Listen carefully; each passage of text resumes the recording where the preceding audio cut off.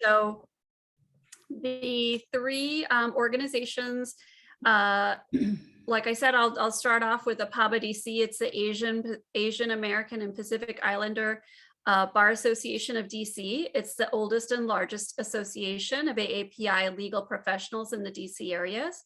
In the DC area, we've been around for 4 decades and have a 3-part mission to shed light on issues facing the AAPI legal community and the AAPI community at large, to promote the professional growth and advancement of our members, and to promote the involvement of our members in the community at large. This event is also being co-sponsored and was organized by Women in Security and Privacy DC, which was launched in 2019 and supports the advancement of women in these fields.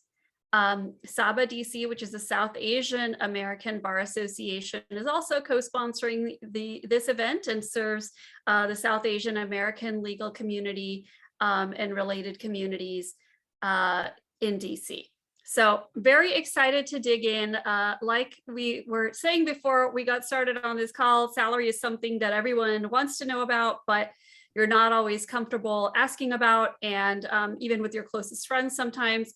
And so this is our chance to like dig into the secret underbelly of what people get paid and how to get paid more. So I will start off with some introductions. My name is Jasmine Bias, and I am an attorney and privacy professional. I'm currently a senior privacy analyst with Tech Ops Solutions International. I successfully transitioned from a career of over a decade in the federal government at the Social Security Administration to the private sector. And I currently work on privacy compliance for a large federal agency. I am a founding board member and current co-president of the Women in Security and Privacy DC, and the practicing attorney resource co-chair at APABA-DC. I'll go next to Ethel Badawi. She is co-founder and principal of Pollack Badawi Group, a legal recruiting firm based in Washington, DC. She started off her career as a big law attorney and left practice in 2011 to focus on career advising and professional development for legal professionals. She's advised over 500 paralegals and attorneys in strategic decision-making to advance their professional careers and find growth at law firms, business, and in the government. Next up, we have Courtney Joshi. She relentlessly advocates for her clients. She always focuses on finding the best result for each client's unique circumstances. She has extensive experience in commercial and civil litigation in a wide variety of construction disputes, complex commercial cases, mass torts, Title IX, and product liability litigation. In addition to being the head of the commercial litigation practice at her firm, Bailey & Glasser, she is also the head of the firm's summer associate program and is involved in almost all associate hiring decisions. And last but not least, we have Purnima Boominatha. She is the general counsel of the Kit Company and Workpath, 2 wholly owned subsidiaries of Roman Health Ventures. Previously, she held senior leadership roles at Doctor On Demand, Castlight Health, and Sword Health, building and scaling in-house legal teams.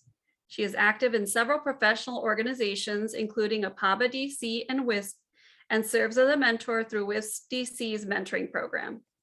She is the recipient of the 2016 Special Contribution Award from the Department of Veterans Affairs, Office of General Counsel, and was selected to participate in the National Asian Pacific American Bar Association 2018-2019 Leadership Advancement Program.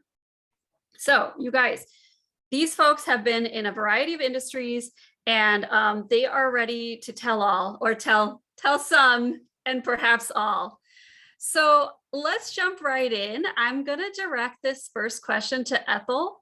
What is an open source salary information resource that someone can start with when they're looking at a particular industry?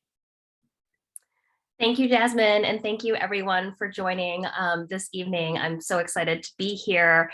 I think, like you were saying, the first part of being educated, being effective in salary negotiation is being educated. And the good old-fashioned internet is where it's a good place to start. There are salary surveys that are done for a variety of industries that could be a good starting point. So we were just saying before this call that, even sources like Above the Law, which I'm sure most of you have heard of, have done salary surveys for in-house positions. They clearly, keep track of big law salaries. For smaller law firms, small, medium law firms, NALP, the National Association for Law Placement, has salary surveys, and they do break it down by geography and law firm size. It's hard because the aggregate data sort of clumps either to the middle in surveys, or if you're looking at individual feedback, like if you go on Indeed or Glassdoor and just look up surveys at a particular company, it skews to the extremes, right? It tends to skew to people who are paid below market and unhappy and sort of wanting to expose that, or people who are very proud of their pay and in wanting to expose that. But, I think looking at a general market survey can help.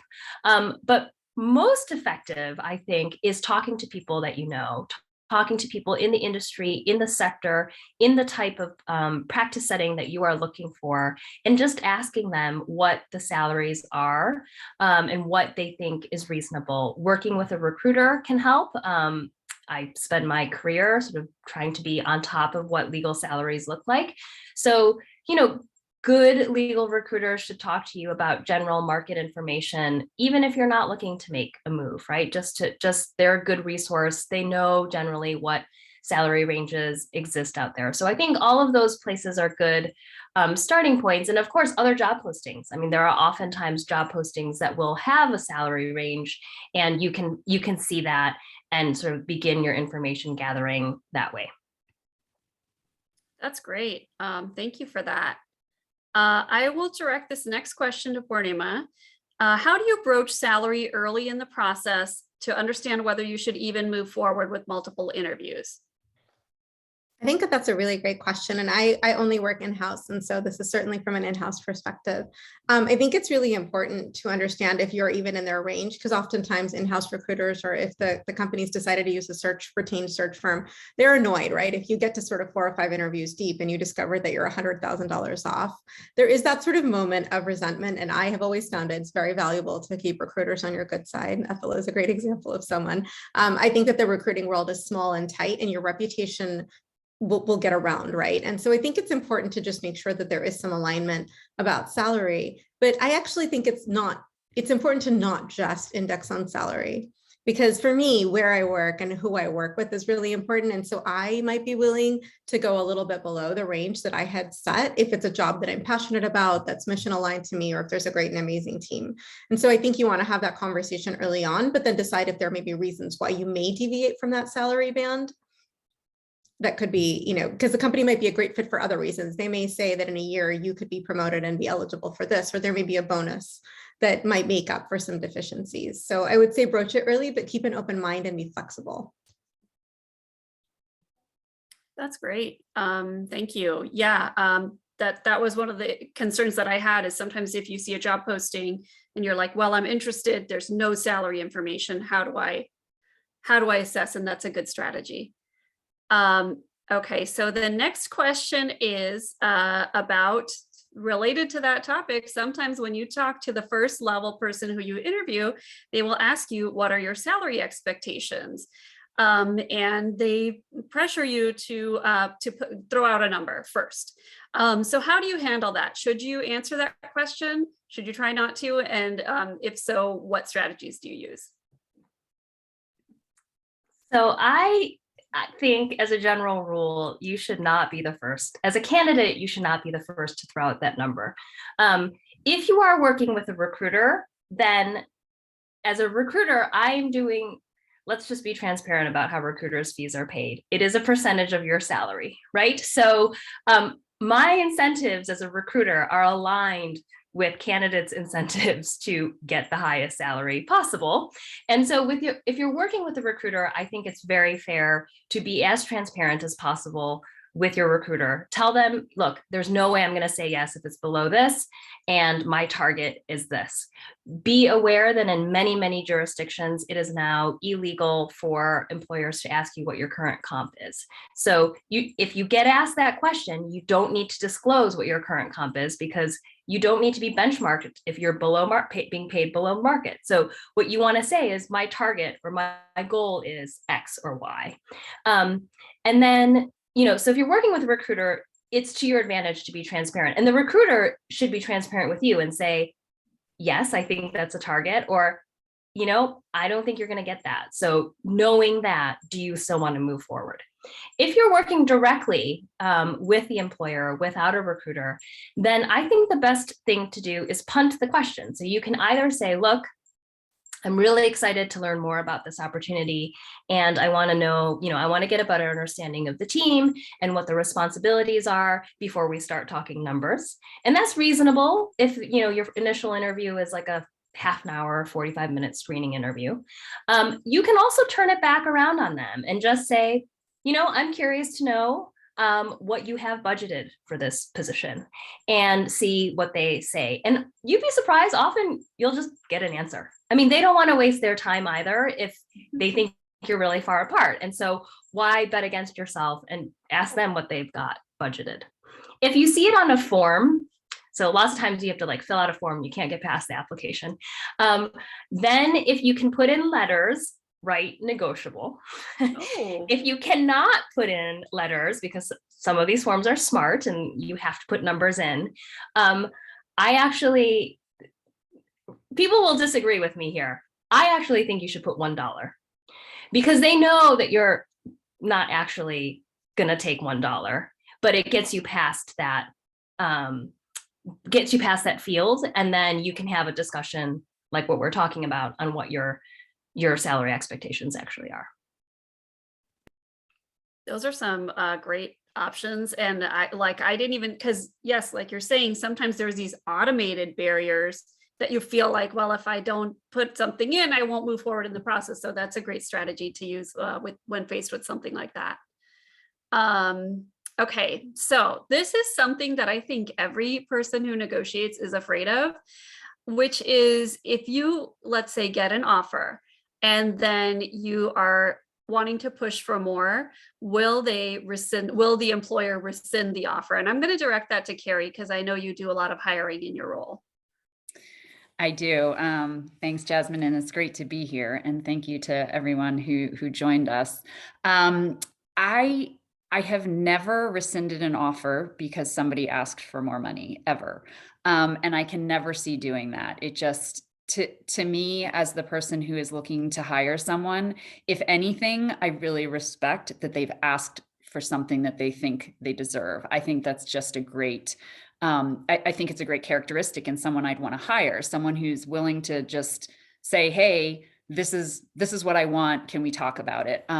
So no, I think it's the opposite. I would never rescind it, and certainly feel like it's a good thing.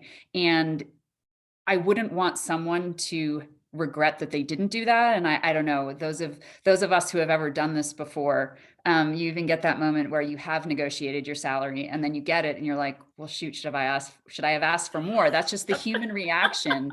And I don't want anyone to regret something. I don't want them to join us and then say, well, I should have asked for something else. I want it to be all out on the table. So yeah, I think it's the opposite. You should ask. And especially if it's not a very starting position where maybe there's more of a, things are a little more similar. There's more transparency there in the starting salaries. If you're looking at a 3rd, 4th, 5th, 6th, 7th year job, there's just so much room.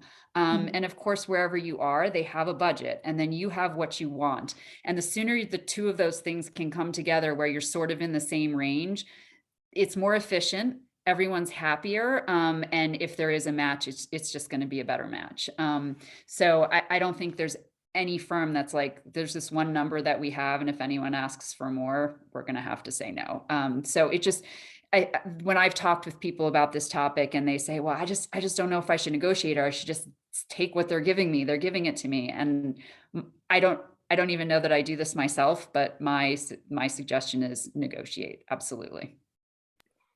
I'll piggyback on that quickly and just say two things. One, the one exception, I think, and Cary mentioned this, is that if you are brand new, you're coming right out of law school, this is your first job, and you're joining a big law firm that publishes a lockstep salary scale, like you're not going to negotiate something different there, right? Like if you're starting at $215,000 after you finish law school, you are getting paid at the very top of the market. Take it. But I think the other thing is, I agree you should negotiate. I have seen one negotiation go badly, and it was based on the timing of the ask. And so the right time to ask is before you accept the offer, but after you've completed the majority of the interviews, I think, unless the employer is signaling to you differently, like, well, we don't want to waste your time. Let's get this out of the way. The one time I saw this go badly was someone had accepted a position and then did not withdraw their applications, got another offer, and then brought that offer back after they had accepted and set a start date and said, well, now I have this other offer. Can you match it? And that really left a bad taste in the employer's mouth. And they just said, well, look, if you were committed to us, you wouldn't have even entertained this. We've come to a meeting of the minds. And, if you think you're going to be happier with the other offer, take it. And it soured that relationship, but it was very much because of the timing. That's good to know. So, I mean, like we said, a lot of times if you are a person who's hesitant to negotiate about this, and addressing some of the communities that are, that co-sponsored this event, Asian Americans, South Asian Americans, women, quite often are underpaid and afraid to ask. Not everybody, but, it can happen in our communities. And so it's really validating almost, and like it gives me courage when I hear that, not only should you do it, but it actually may gain you respect when done with the right timing and in the right way. And you've given us some tools on how to do that at the right time and in the right way. Okay, so let's say, for example, you have interviewed with an organization, you really like them, they like you. They make you an offer, you negotiate, it's not the number you wanted. And then they say, well, this is really the most we can do. What other things can you negotiate for? And I'll have Ethel address this one. Besides salary, what are some other things that you can ask for? You can, in this day and age, you can ask for flexible work schedules. That's what everyone's asking for, or at least confirming. You can certainly ask for days off. So be very clear about paid time off. I was surprised actually that you can sometimes negotiate that even with places like the federal government. I thought the federal government was like very rigid in where, how many days off per pay period based on years of service, et cetera. But having talked to several people, there's actually sometimes wiggle room there. So you can certainly negotiate that. You should pay special attention to the benefits. I don't think attorneys pay enough attention to benefits. So if the employer has a 401k, if they match, what's the match look like? If you're in-house, what's the equity? What are the options? Is there a cash grant? What's the bonus structure? All of those things really add up. I mean, when I see people who've been with the government for 15 years leaving, I always ask them about whether they're in the TSP or the pension, because they are often undervaluing what that is. And once you give it up, sometimes you can't get back in, and they're almost non-existent in the private sector. So, don't underestimate those benefits. The benefits matter. And so often you get an offer and acceptance without any discussion of benefits. And so I think that's really important. An associate we talked to recently mentioned also, if there is a signing bonus or any other special bonus, ask about the tax implications of that. How are they going to tax that? Who pays the tax? Certainly for international positions, talking about the gross salary versus the net salary on taxes is very important if you're going to be subject to multi-jurisdictional taxes. So there are lots of things to be thinking about other than that base comp number. The other thing I think, and this is sort of ancillary, and Cary knows this because I've asked her this question before, is if you're looking at law firms, ask what the average billed hours are. So all the firms will say, oh, well, like our minimum billables are $1,850, and that is just fine and dandy. But if everyone is billing 2,300 hours, it doesn't matter that it's an $1,850 minimum, right? So ask that question so that you're more savvy on what the work demands really are. I'd also like to just add in, you can actually negotiate, and often memberships to the Asian Bar Association, shameless plug. These things do cost money. You might be able to negotiate attendance at conferences that you find valuable to you. If you want to be a member of the Association of Corporate Counsel, or if you want to attend a National Asian Bar Association conference, these do end up costing money. And in-house, right? But we understand that there is a difference in pay between a law firm and being in-house. Oftentimes your employer is willing to add that in, and they're willing to say, sure, we'll pay for you to go to the ACC meetings, or we'll pay for you to attend a particular event, or we'll sponsor you to take a course. I actually think that in-house, because there's a difference in how you're valued and how much money you earn, to be totally transparent, you can have them sponsor you if you want to take a course in something that's meaningful to you, or take a certification course. And I think that that's a great benefit. And I think a little bit on the flip side of that, when you are considering an offer, you should consider if someone, so like, for example, at my firm, all of those things that you all just talked about are things that we would include without even talking about it, right? But when you're thinking, okay, maybe this isn't quite the offer I wanted. Okay, I've looked at the hours and they seem okay, but it might still not be where you want to be. Then consider, like, what else are they providing? And it signals to me that I also need to talk about these things when I'm recruiting people, because it is, being able to go to conferences, being able to, be affiliated with whatever group you are interested in and want to participate in. Those are real benefits. That's excellent. So, so even when you feel like you've come to a point where no more negotiation appears possible because of the salary numbers being set, there are still other things that you could look at in order to negotiate and consider whether this is a place where you want to work as a candidate. So, so up until now, our focus has been on getting a new job offer, but there are many people who are currently in roles. They like the organization, or they like the work they're doing, or they like, maybe 75% of it. There's 25% of them that doesn't like it. And maybe getting a raise is the thing that is going to get them to stay. So we're going to turn over now to getting a raise, or what I think Purnima called it, a retention bonus. I guess those could be two different things, but Purnima, why don't you talk about what those are and what are some ways you can negotiate them? Yeah, so I think that oftentimes employers, after an employee has been in-house for a year or two, will give you a retention bonus sort of on top of giving you a raise. And it's usually like a one-time bonus to acknowledge that you stuck through and that you've been here and that you're not planning on leaving. And it often comes, as Ethel knows, with sort of some strings, right? There's an expectation that you won't take the bonus and leave. And then I think a raise is different because it does mean that your annual compensation package is going to be increased in certain ways. And it might include, an addition of not only cash, but increases in equity. You might get RSUs and things like that. There's a good combination. What's an RSU? Oh. You should not ask me that question. I'm not that good of a corporate lawyer. I said it very close. Restricted stock units. Okay. So you might get different options, if it's a company that's not yet giving RSUs out. So there may be those kinds of package incentives that are offered to you at that point.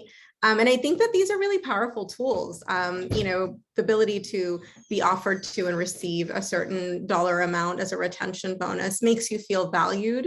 It makes you feel like you're part of the team and that they want you to stick around. And then in addition, if they want to increase your pay overall, I think oftentimes people don't think about how valuable stock can be, either a private stock that of non-publicly traded companies and stock from publicly traded companies.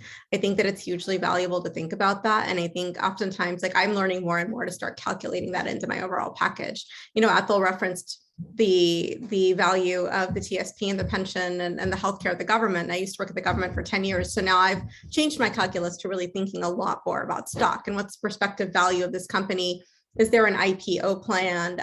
Is there value for the stock before the company goes public? Oftentimes there is value to that. And so learning more about that and joining groups where people know about those types of issues and educating yourself, I think is really empowering. That's great. I mean, there's a lot of these things that, you know, I'll just go back to like Asian American culture. The way I was raised, I'm Indian American, and it was a lot about like, put your head down and work. You know, you might not get credit, but it's okay. Just, you know, just keep trying, just keep working. And I think those are valuable lessons. But I also think that, you know, one area, at least for myself, that I am working on developing is, in addition to working hard and doing a great job, you know, sharing my successes and getting paid fairly. I mean, that's the bottom line is everyone deserves to get paid fairly. So this has been really great. However, going back to like, we're on the therapy couch now, okay, guys? And I'm afraid that if I ask for more money, my employer will think I'm not a team player and I'm just greedy and I'm just like, you know, coldly ambitious. And let's be frank, you know, these, I guess like labels and things are often placed on women when they ask for what, you know, for what is fair. So if you ask for more money, I will direct this to Cary. Will your employer think you are greedy? And what's even more terrifying, will they expect you to work more hours?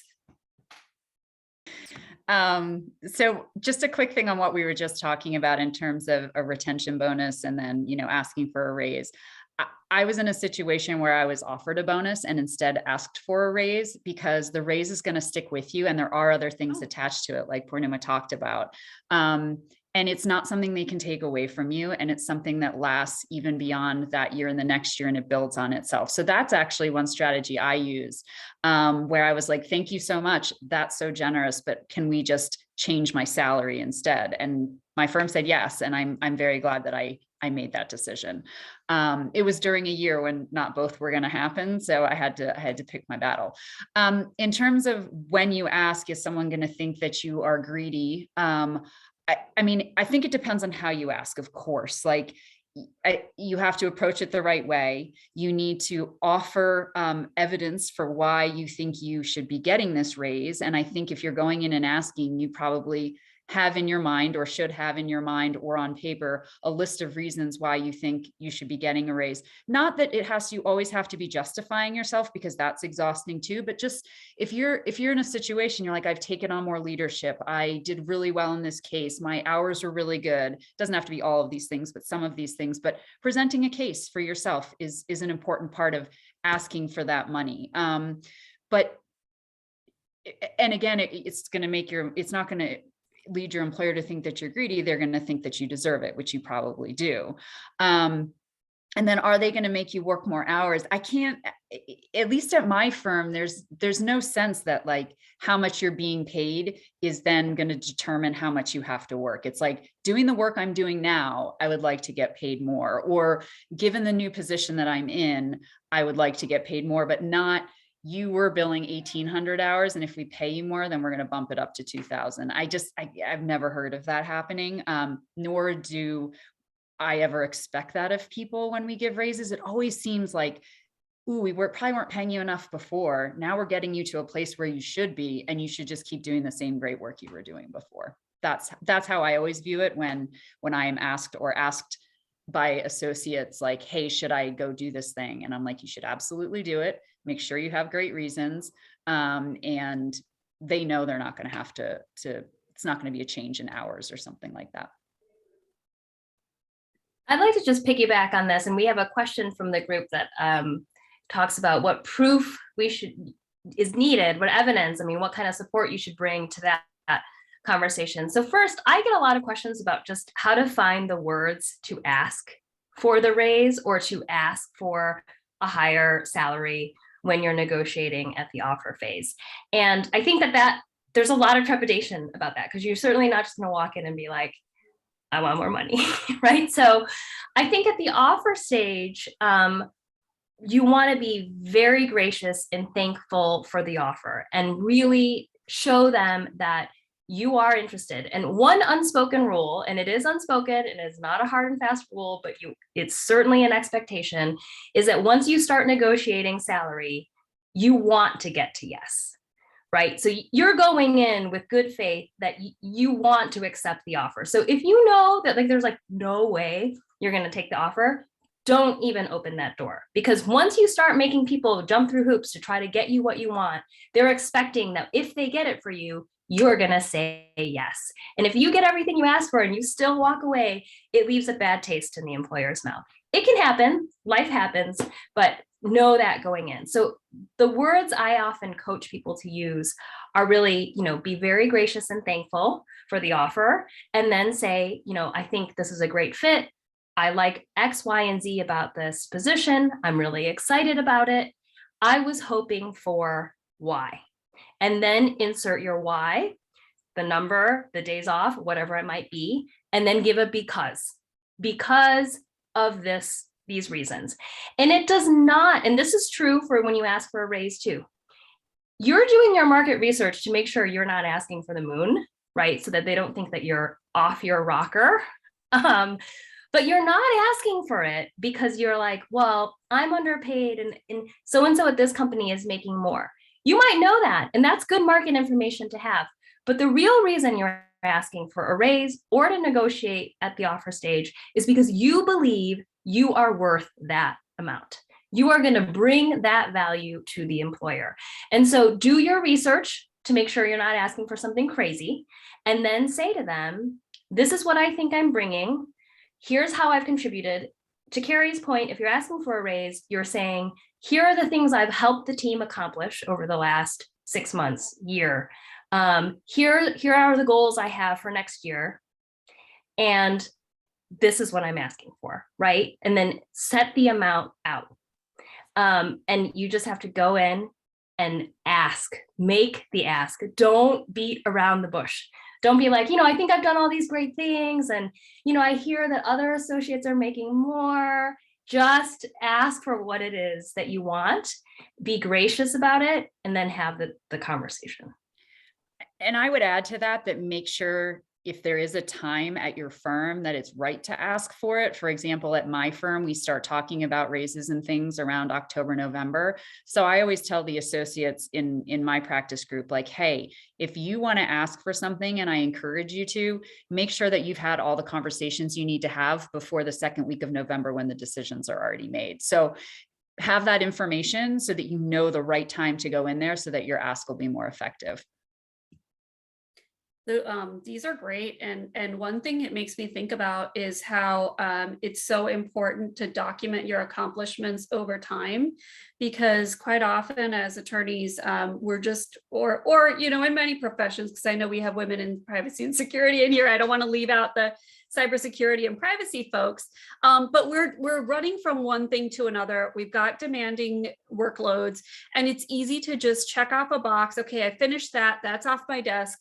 Out of sight, out of mind, when I think we really need to take a moment, pause, write it down somewhere so that when it comes time for these conversations, we don't have to, try to remember what happened, 4 months ago. We've got a list right there, and we can go into a discussion prepared with what it is that we bring to our organizations and why we deserve to be paid, whatever X amount that you are asking for. So, okay, this is a little bit, I think we did touch on it a bit, but maybe you could expand, Purnima, if you do not have a counter offer from another organization, can you be successful in negotiating a raise? Because I know that's why a lot of people start interviewing is, I'm not happy at my current place. Let me see what else is out there. Oh, I've got this offer from this organization. Oh, I kind of like my employer, but I do want to get paid more. Is that what you have to do, or are there other ways? So I think that everything that Ethel and Cary said is really important, right? You have to really take that time to document what you've done. And it is really hard. Sometimes it's hard to engage in a task that seems like you're self-promoting. But if you've done that and you've sort of presented the argument, I think you do need to think about what your next steps are if you've not gotten what you've asked for, right? You can go out and look for another job and come back and they can try to match that if they're willing to retain you. But I know I've heard Ethel talk about that. By the time you have that conversation, I have had recruiters say this, and Ethel said this to me once, it's kind of too late. You've also gone out and taken the active steps of engaging with another employer, going as far as to get an offer, and you're bringing it back, all with the hopes that they'll retain you. So there's sort of an element of danger at that point, because I think because the employer might think that if they raise your salary, you're still a flight risk because you have taken that extra step. But I do think you're in a really hard position though, because if you've gone the extra step of documenting and asking for what you think is reasonable, and you've been told you're not going to get that, do you feel like this is a place that you want to stay? Do you feel like you're being compensated? And I think it all sort of speaks to what is the most important question. Do you feel valued at your workplace? And so like I've done a couple different things. I've gone in actually at that point and said, so I can appreciate that this year you don't feel like I'm ready for a bonus or a promotion. What are the things that I can do in order to be considered for a bonus or a promotion at the next cycle? And can we write those things down? And how can I achieve those? And how can we work together so that I achieve those milestones? And I think that documenting them and documenting them with my manager is helpful, because then there's a very clear path. Sometimes there are goals that you can hit if it's at a law firm, and Cary can speak to that. It might be hours or a certain kind of case. In-house, it might be that you provide certain amount of support, or that you are able to do this kind of work and handle this much of a load. But documenting them and agreeing on them, I think, is very empowering. I'll just supplement that. You have a lot of leverage if you're sitting on an offer to go to your employer and say, look, I'm sitting on this other offer and it's for X amount. The problem is people are seduced by job searching, right? Like once you have that offer, you probably have romanticized to some extent that the grass is going to be greener at that other organization. I mean, it's natural for us, right? It's something new. As a recruiter, I say everyone's first day at work is their best day at work, right? Like everyone is really excited on the first day. So, I think once you have that counter offer, like once you have an offer and you're going for a counter offer, if you're asking, and that's a different sort of retention bonus. Sometimes they'll say, great, we'll keep you, we'll bump your raise, and we're going to pay you something to stay now. And sometimes that amount is just fantastic. And you're going to say yes. The statistics of those people, they tend to move again. They tend to be looking for a job again within a year. And so you really wanted to look at, what is it about this organization that I want that's going to make me happy, apart from external factors. One thing I hear often, unfortunately, is that people become disgruntled once they hear about what their coworkers are making. So they might be like perfectly happy, and then they find out that someone doing basically the same job as them is getting paid more. Or there's a new hire that is doing the same and they negotiated a higher salary. And that causes quite a morale disruption. And I totally appreciate that. And I think that is the time to do that inventory that we've all talked about. What is the value add that you've contributed that you're going to go and make the ask? If it's a new hire, you have institutional knowledge that person does not have, right? And so you want to highlight that when you make your ask. But I often see that people become disgruntled when they learn that someone else is making more and they view them as peers or equals. The other thing I would add, as having been on the side of an associate coming to me with a counter offer, it's very uncomfortable and it feels like that person doesn't want to be there anymore. And so I would really encourage people who are thinking, if I get and this might just be in like the law firm world, I don't know if in-house it's quite the same, but I would encourage you to just go ask for the money you want if you're happy where you are. You're never comparing apples to apples. There's no two organizations that are exactly the same. And so there's things you like about one, there's things you like about the other. But if you really like where you are and you're only getting the counter offer in order to get a raise, one, it's not in great faith to whoever you went to and got the counter offer from. But also as the employer, I feel the sense of like, you couldn't just come and talk to me about it. Like, it feels, it doesn't feel good. And so really think before you walk into a place to your employer where you still want to work, but you have a counter offer, that I think it will often be received as like, well, you're kind of 1 foot out the door anyway, even if you're not. So. That's a great perspective, and something that I know a lot of people are curious about. I'm going to switch gears a little bit to a question. So there may be situations where somebody comes into an organization, they negotiated what they thought at the time was fair, toward the top of the band of the salary. Then they've started, it hasn't been a year yet, and then they see a very similar position posted in a job posting, but had a $15,000 to $25,000 more pay than this person got. The conventional wisdom is wait for a year before you raise salary. However, should this person broach the topic now of asking for a raise? And if so, what tactics would be effective? And I'll direct that one to Cary. Oh no, I was hoping you wouldn't because I don't know what the answer is. Oh, I was like, oh, I'm gonna put you on the spot. I think, again, as always, I think it depends.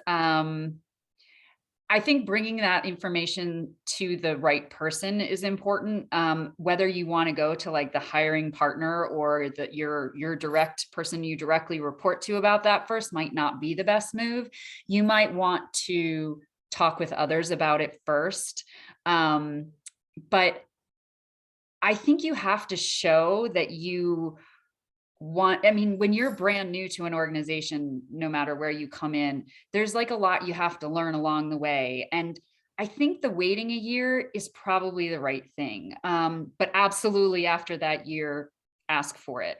But I think it is hard when you have a new hire and you've negotiated the salary, and then very shortly thereafter, 6 months goes by like that, and they're like, hey, I think I should make more. And you're like, well, let's talk about what you've done in the last 6 months. Like you learned how to put your time in, and you learned, all of these things that are very important. But no one's time is great their first year because there's so much else you have to learn. And so I would be hesitant to go in again 6 months later and say, hey, looking at this job description, it sounds like a lot like what I'm doing, and it's 15,000 more. Can I make more money? I don't know that is something that I would suggest people do, but I'm totally open to being persuaded otherwise. I would just say, do your homework, but then you might just ask if this is a position you could apply for, right? If it's truly a different position with a different salary band, then you could talk to the hiring manager, you could talk to HR, you could talk to your manager, and say, hey, I noticed that there's this new opening, and I'm really enjoying my time here. I'm really, I'm invested. I want to make sure that I'm growing professionally. This looks like a great position. I know I'm in early days, but I think that I can handle what's being described in this position. Can I apply for it? And if it's the exact same position description, that's okay. You just ask, right? And then if they say no, that gives you the opportunity to say, okay, can you tell me a little bit about what's different about this position? I see that the salary ranges are different.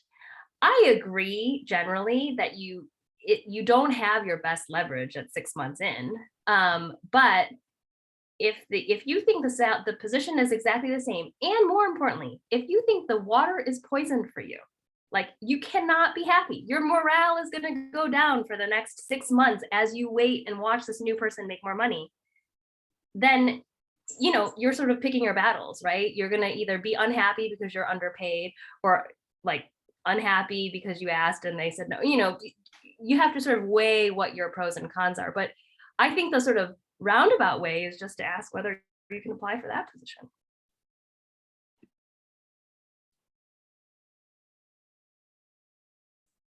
That's great. I have now pivoted over to looking at some of the audience questions just because of our time. limits. One of the other questions we have, which is great, is what if you are talking to a company, they are expecting a return to the office. You like the role, you like the organization, but you would like to be full-time at home. How do you start that conversation, and what are some ways that you can successfully negotiate those working terms of being able to work at home?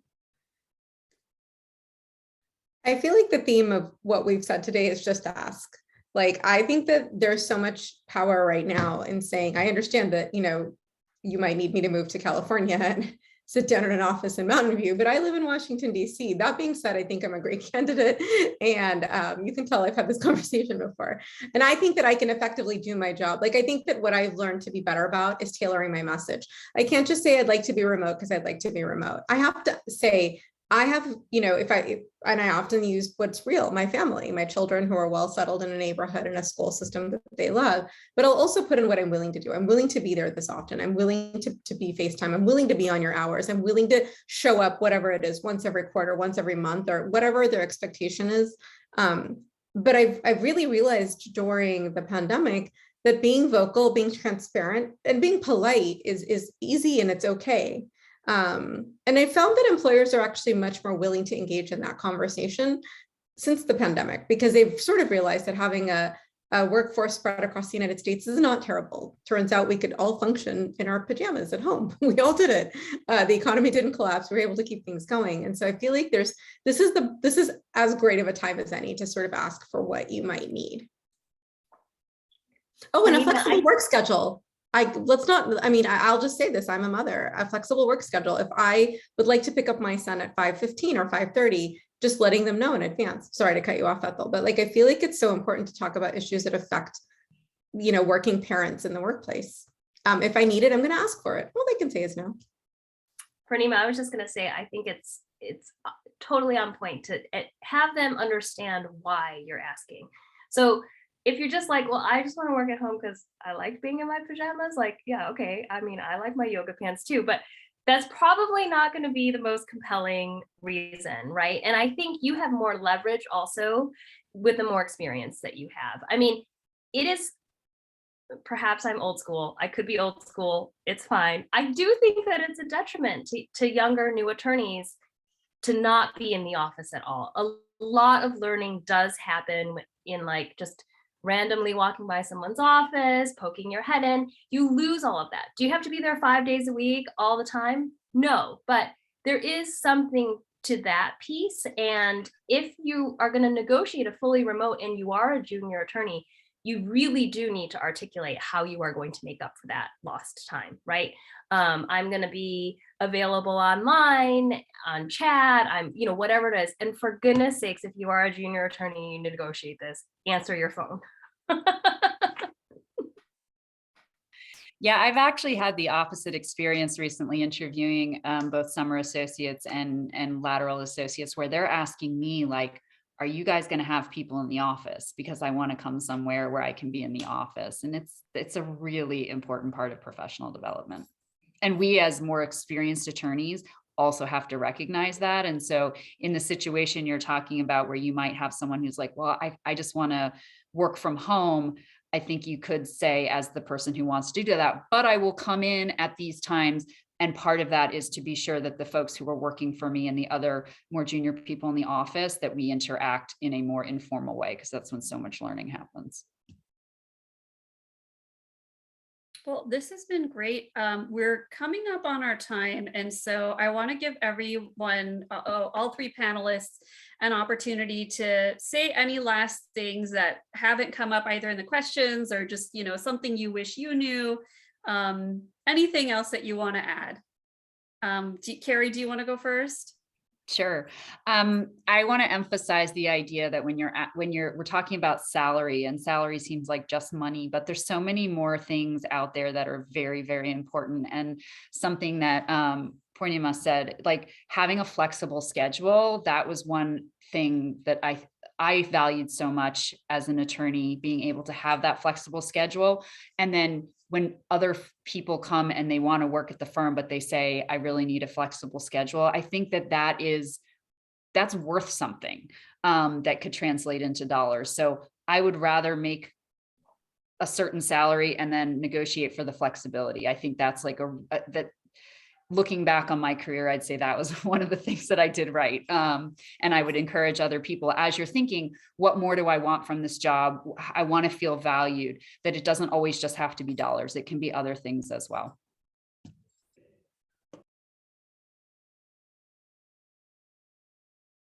Ethel, do you want to go next? Go ahead. Sure.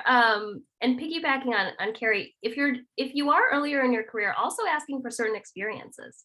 You know, if you find yourself sitting as a 6-year associate and you're a litigator and you've never taken a deposition, and you know that you need that skill set to really take your practice skills to the next level, you can ask for that. That can be part of the negotiation. It's not in the salary bucket, but you can certainly say, these are some professional goals that I have, and I really want to be have the opportunity to do X or Y. It could be publishing an article. It could be speaking at a conference. It can be any number of those things that are not, a dollar amount. So I think the takeaway here, which we have already reiterated, is you have to ask to get it. If you don't ask, they don't know. Companies are not in the position of just like offering more to their employees. So you have to ask. And the best way to do that, I think, if you've not done it before or you have trepidation, is have a mock conversation with someone. Find a trusted mentor, find a colleague, find a career coach. You all went to law school, you have career centers, there are people like me in the world. You can have mock conversations, sort of, how is this going to play out? How am I going to find the words to articulate this ask so that I am confident when I go in there with what I want to request, and that I'm going to be, ready to have that conversation, and you're not sort of trying to find your words while you're sitting there. I think that's really important, because that's going to come out in the way you present and in the confidence with which you present it.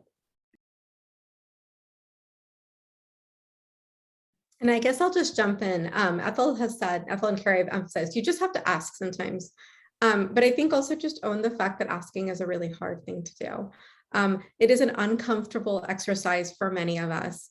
And just being able to say that to myself, acknowledging that it's uncomfortable and it's going to be hard, it's just as hard as exercising every day or eating spinach.